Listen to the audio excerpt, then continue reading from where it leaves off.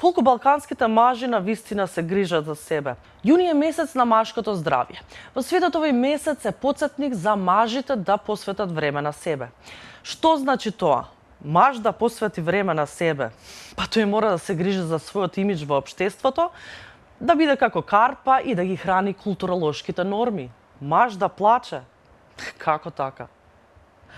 Пред да стане доцна ова еден потсетник дека мажите треба да закажат преглед, да го измерат притисокот, да направат крвна слика, да разговараат со психолог, ако им е потребно, да се хранат подобро и да се погрижат за сопственото тело и ум. Но на Балканот таа приказна за машкото здравје е малце покомплицирана.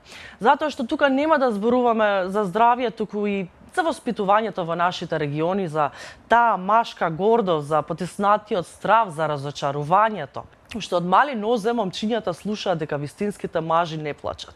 И тоа оди од колено на колено. Обликувани од авторитарни системи, војни, економска несигурност и патриархални вредности, толеранцијата често се толкувала како слабост, а ранливоста како срам. И токму затоа многу здравствени проблеми кај мажите се откриваат предоцна. Срцевите заболувања и понатаму се водечките причини за смртност кај машката популација. Високиот крвен притисок, холестеролот, диабетисот и дебелината често се даваат како сериозни симптоми со години. Истото важи и за простатата. Ракот на простатата е едно од најчестите карциноми кај мажите и во најголем број случаи се појавува до 50-та година. Кога се открива навреме, шансите за успешно лекување се високи. Сепак, огромен број на мажи понатаму ги избегнуваат прегледите поради таа непријатност. Менталното здравје, тело и ум. Едно без друго не оди. Мажите поретко добиваат диагноза за депресија од жените, но значително почесто умираат од самоубиство. На глобално ниво, секоја минута еден маж си го одзема животот. Прашањето е зошто? Можеби во начинот на кој биле воспитани?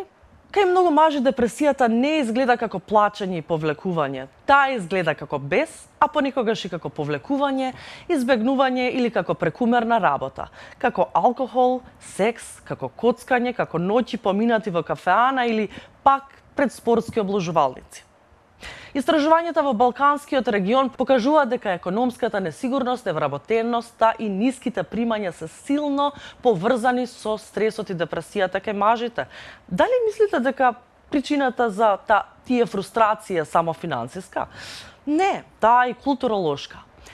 Тоа верување дека вредноста на еден маж се мери според колку заработува и колку може да обезбеди за своето семејство, нели тој типичен балкански маж.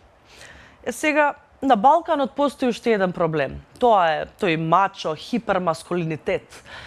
Претераната потреба постојано да се докажува сила, доминација и непобедливост. Статистиките покажуваат дека мажите се најчести сторители на семено насилство, додека ЛГБТ плюс лицата и нетипичните мажи се меѓу најизложените на стигма и насилство. И дури феминизмот кај мажите често се гледа како закана за таа машкост и наместо како поддршка за еднаквост и здрави односи. Една работа морам да ви кажам. Здрав маж не е оној што никогаш не плаче, не е оној што никогаш не се жали, не е оној кој трпи се додека телото не му се откаже. Здрав маж е оној кој знае дека грижата за себе не ја одзема неговата машкост, дека разговорот со психолог не ја намалува силата, дека барањето помош не е пораз. Овој месец нека биде само еден мал потсетник за мажите, но не и да заборавиме дека тој треба и понатаму да се храни. Ви благодарам.